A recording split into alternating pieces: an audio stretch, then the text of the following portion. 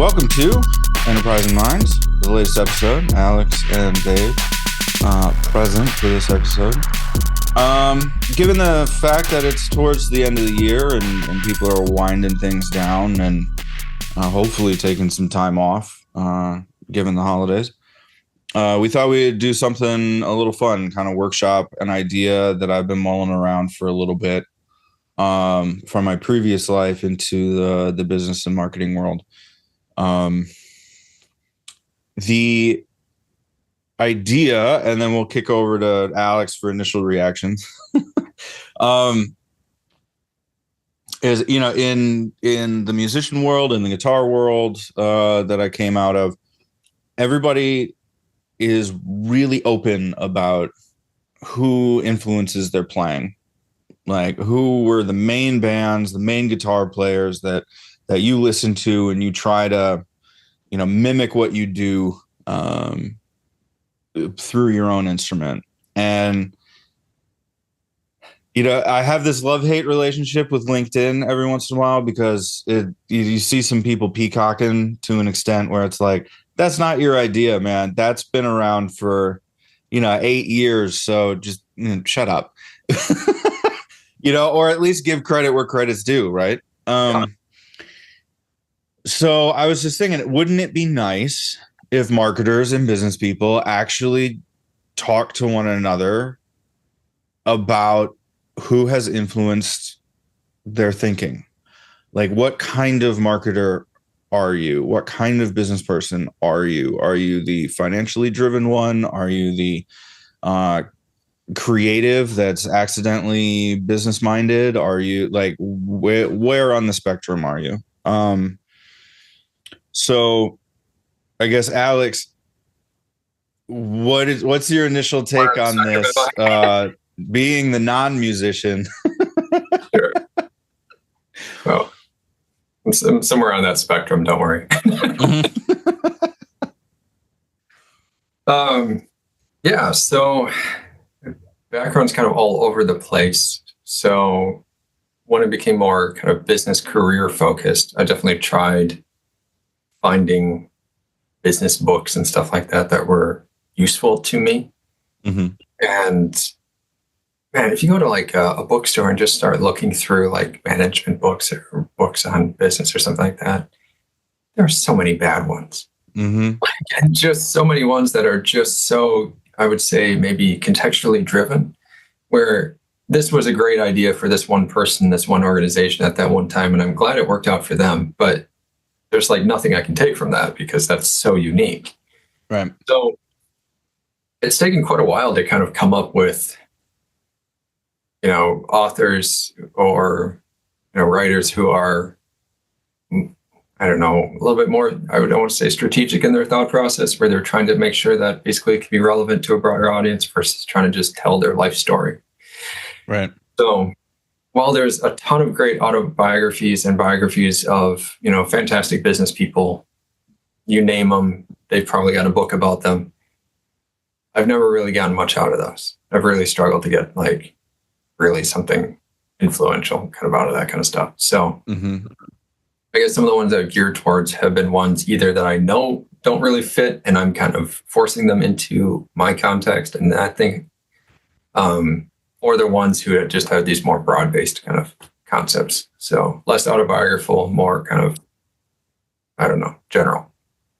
Interesting. So I will say, for me, one of the books that I read this year was Phil Knight's Shoe Dog. Yeah, you mentioned. Yeah, I read the synopsis of that book, like the short version. So most of the book falls into the category that you described, I would say, where it's like, that was really interesting for Nike in the 70s, but that was a very long time ago. I will say though, that it was like the introduction or the first paragraph, or the first chapter, where he talks about his like early life pre-Nike. I think that was the most informative chapter because it was about his thought process, all of the life experience that he had to have before he was comfortable going after this idea. Yeah. So, it's not a tangible to do per se, like, with all the clickbaity internet articles, it's so easy to get lost in the tactical of, here's the 17 things you need to do in order to rank well. Like, but that's just not how life works, right? So you can't expect that from an autobiography or something. But I think that if you're going to read a chapter, go get a cup of coffee at Barnes and Noble, read that chapter, and put it back. I have to say, I'm a big fan of Simon Sinek, and I've purchased a number of his books. But that last piece of advice could apply to probably most of his books, where there's a core concept that is definitely a great takeaway, and I think is actually like a meaningful one to learn. And then a lot of chapters on backing it up, showing lots and lots of examples of the exact same thing over and over again. He has some great ideas, though. And there was that one video, I swear it was a TEDx, and if you're finding a junky video online that was like resolution of 320, pretty bad, pretty blurry, it's like from Poland or something like that, and he does, it starts with why, know your why.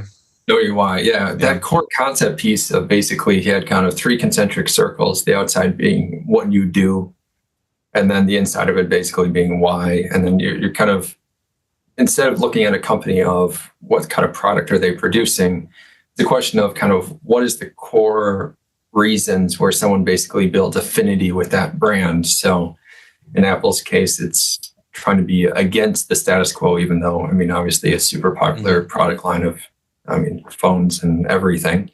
But still, it was always positioned as the anti to PCs. Like they always had that like Mac versus PC ad series that did really well.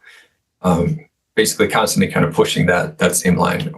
Or what was that 1980s one where they're kind of running up, smashing through glass? You got that 1984. There you go. Iconic imagery that basically plays against that brand piece, but it doesn't really talk about the specs of a particular phone.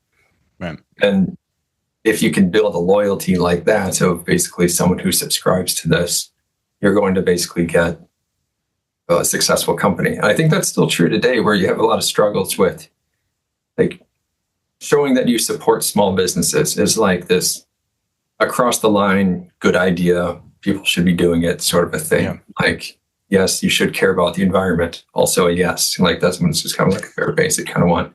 But if you look at like the rise of Timo and Shine and all the other kind of, app-based sites that are out there that are pushing a large amount of product, try to go against the grain and try to become an opinion and try to show that your brand and your business is different, I think is a great way to basically fight against something like that, even if they're providing a cheaper product at higher volume, faster shipping, by just showing that you have certain, core traits and playing against those core traits and getting an audience who is basically affected by those same core traits and believe in those, you'll find success. So there's like things like that where I can take that away and I can even put it in a situation like today, which I don't know if Timo was even around when he originally came up with that video, but it still applies.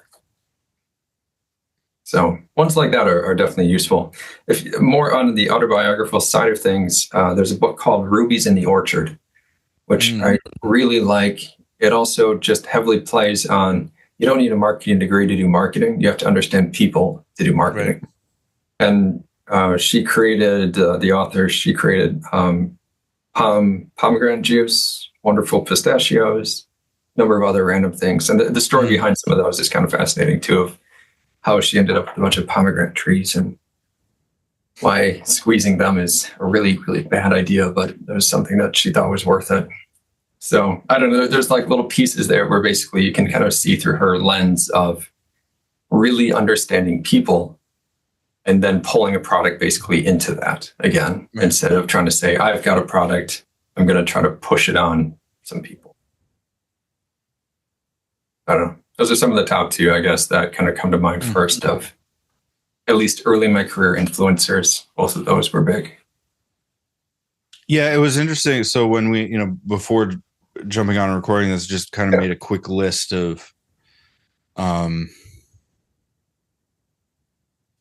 who came to mind for me, right? At least in the business sense. And at least for me, because I started out as the guitarist and I fell into marketing and fell into this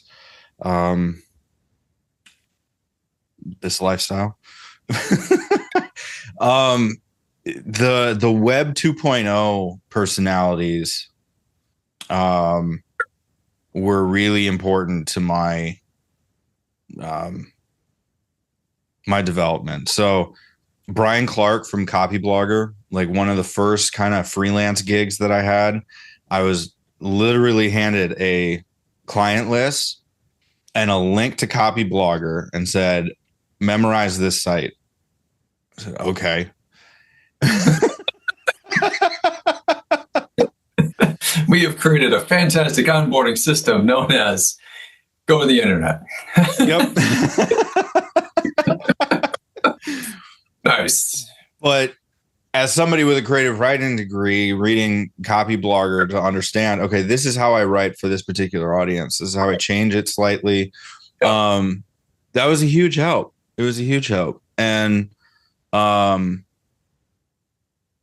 whole thing about tailoring keyword strategy and getting the clicks for the audience, to excite them to click over before it became all clickbaity and gross like it is now, right? But Brian Clark was a big one. Joe Polizzi and Robert Rose from Content Marketing Institute still remain big influences on me, like the ability to use content to promote what you're doing is central to my thinking.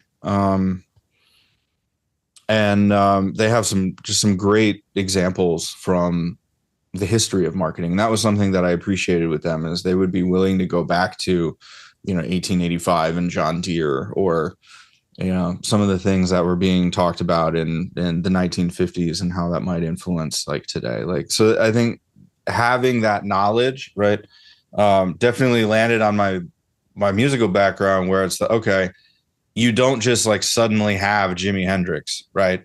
You have all of the blues players before him, and you have the electrification of the guitar and all the things that have to come together for Jimi Hendrix to be a thing, right?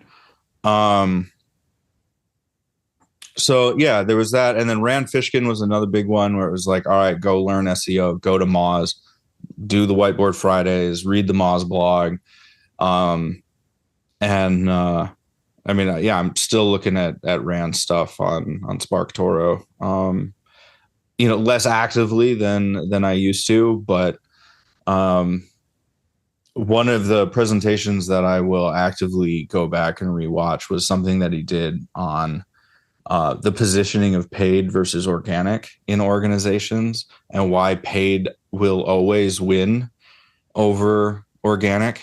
That's just something that I've had to play around with a lot, having been on the organic side for most of my career. I have plenty of paid experience, but I have found myself having to advocate for organic more than paid. So it was definitely one of those presentations where it's like, okay, yeah, I need to memorize this as well. But more lately, as you know, right, your career and hopefully you as an individual do not stay stagnant. You develop a little bit, right? Sure. I've been getting more into coaching books.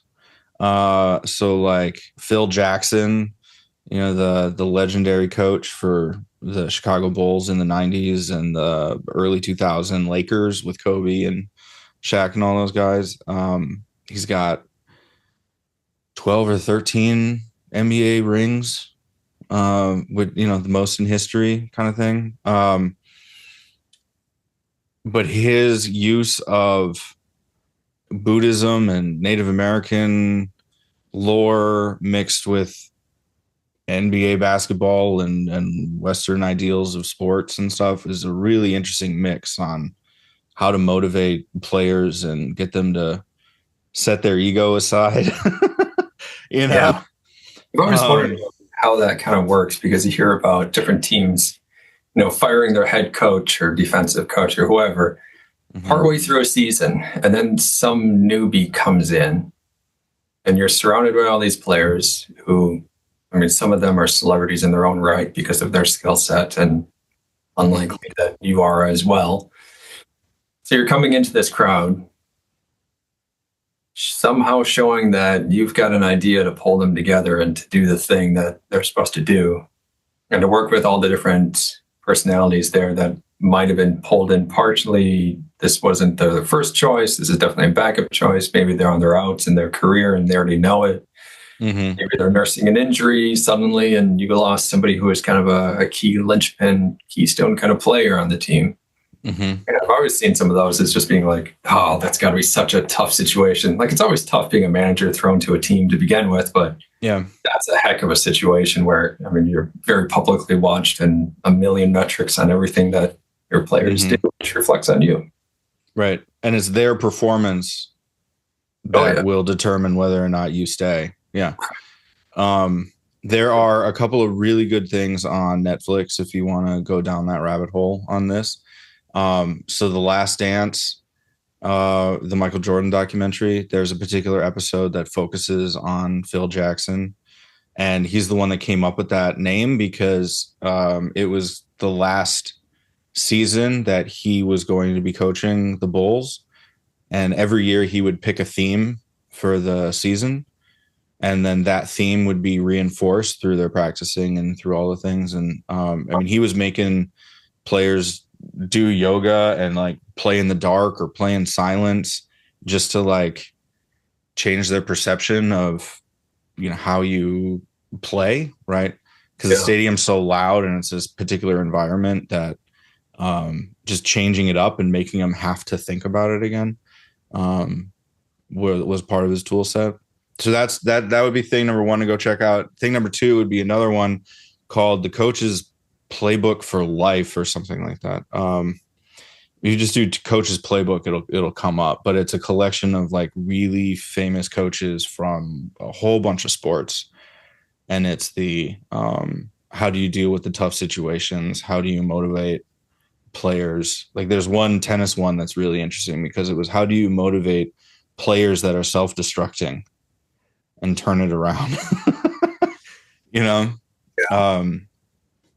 So yeah, those have been really interesting for me and where I find, myself in my career as it stands now. But then also Ray Dalio, his book called Principles.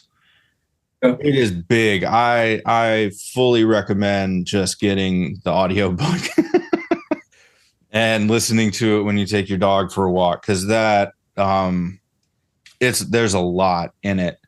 But it was one of the few books where I had just light bulbs going off all the time, right.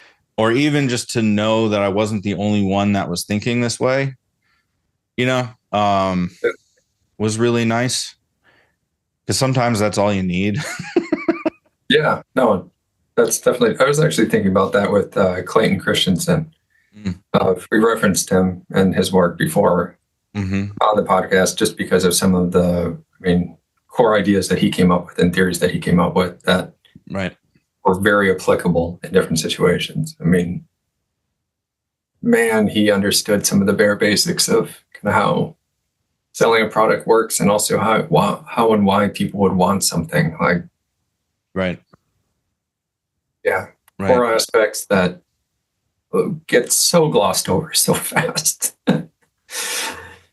Yeah. And that's where, for me, I think starting my career out in SEO, at least in the very beginning, there was always a question of, well, are your marketing teams, is your organization aligned to do SEO well, right? Because not only did you need your marketers talking to your salespeople, you also needed them talking to IT. Right. Which Yeah. that's much better suited for the small, medium businesses than the huge enterprises, right? So, I mean, it took them 20 years to figure out the org structure to have, SEOs in-house or whatever else, right? Depending on what business you're in. But then, so for me, with that lens, I've always had a particular focus on like, well, how's the org set up? Because what are they actually going to do? Right. So some of these like organizational design, organizational behavior type thinkers are a lot on my radar now, as opposed to early in my career, which was much more tactical. Like, how do you write a headline? How do you optimize this particular channel? Right. That Like point, I like Adam Grant, but to your point with Simon Sinek, it's like I like what you're doing here, and I understand the need to have all of these sort of allegories to, not have it be just a research book. But at the same time, do I need 40 diving examples? No, I don't need 40 diving examples. yeah. To that point about like organizational kind of issues, the one and only book that I really found useful, this is one I mentioned before, but it's a funny one, is The 3-Meter Zone.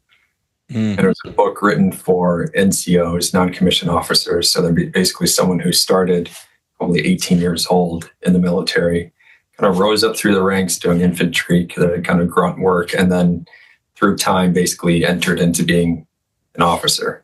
So they didn't go to officer training school. They're not typically also kind of college educated. You're probably high school education straight into this. And then you're kind of just in charge of other individuals, your peers, and then kind of moving up, additional people, additional teams, kind of keep moving up and up, additional teams of different types, that sort of same kind of organizational growth. Right. And it's full of, and it's one NCO, it's kind of an unofficial guide, really. It's by no means a military document by any means. It's a person who realized that basically there wasn't great training for individuals in this situation, and he was as well. So he wrote a book that was helpful. Right. That basically it's full of little exercises.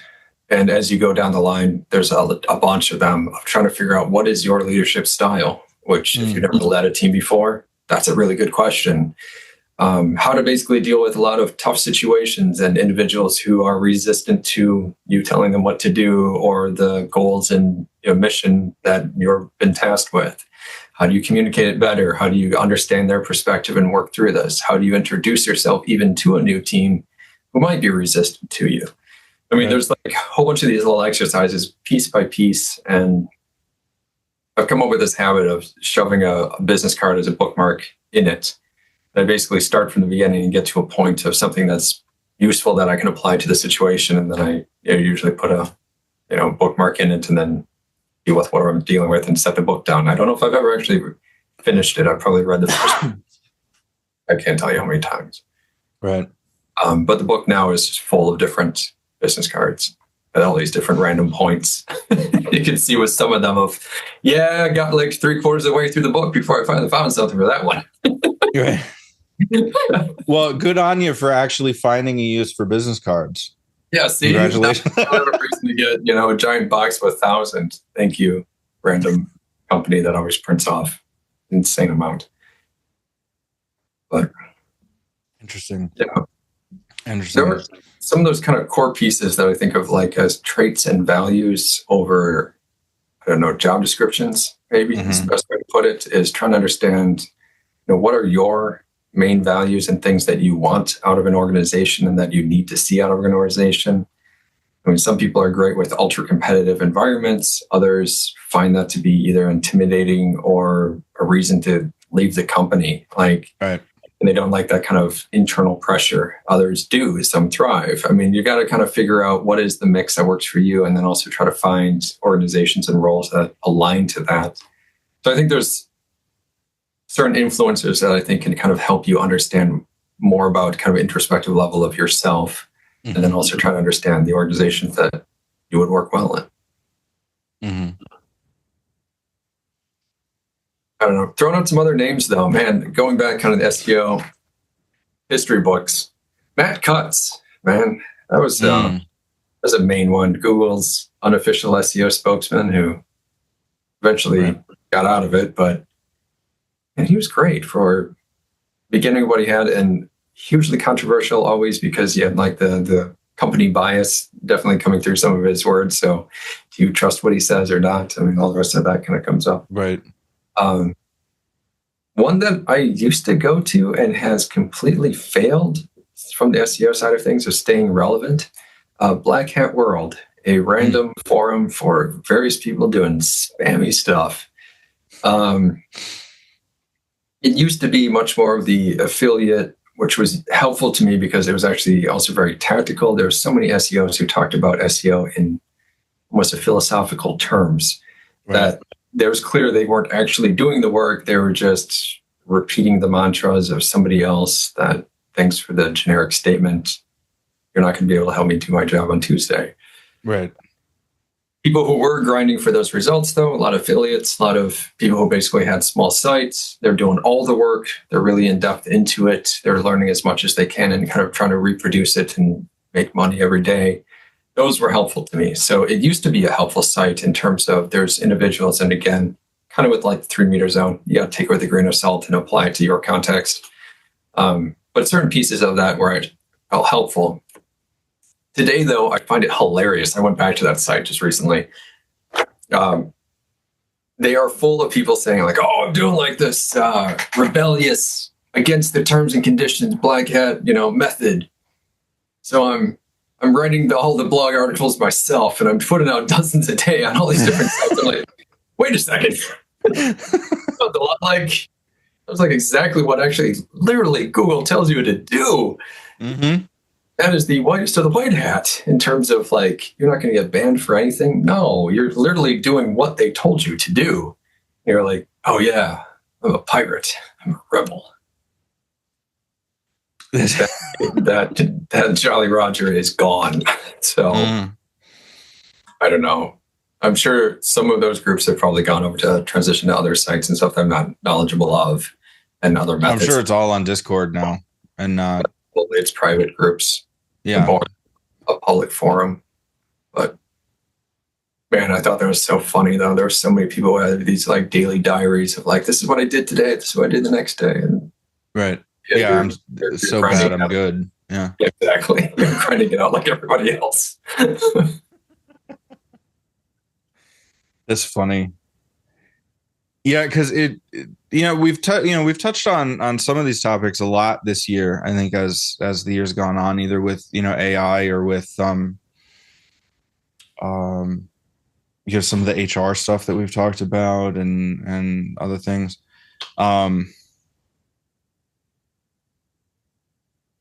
It's interesting to see like how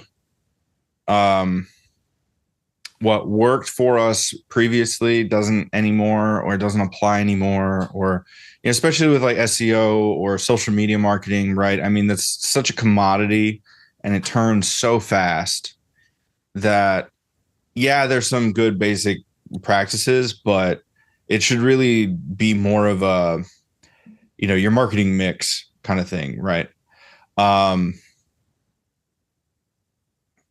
Yeah. And for me, I find like, talking about going backwards and looking at kind of standards, right?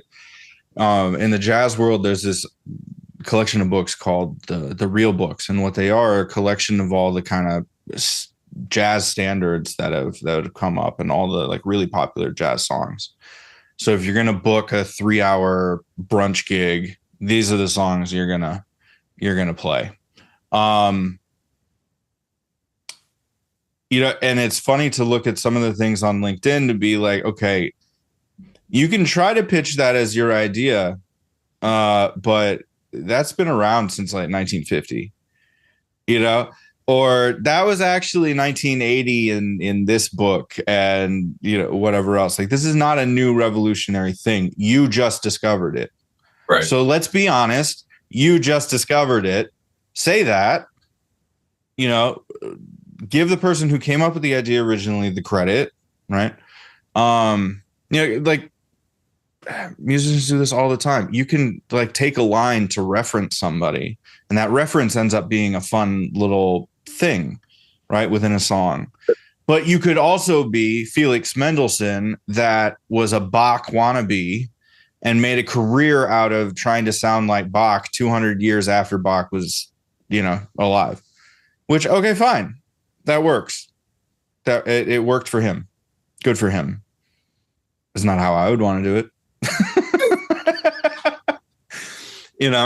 But we're still talking about him. So, good on him. Good on him.